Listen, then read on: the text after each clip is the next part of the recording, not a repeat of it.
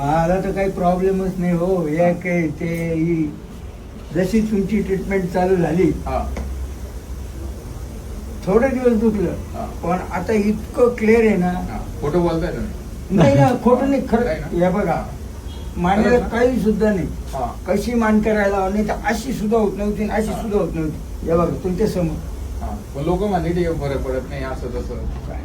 अहो काय लोक काही होत लोकांना मला फरक पडला मी तुम्हाला सांगतोय ना. हा हा? आणि मावशी कशा आहे?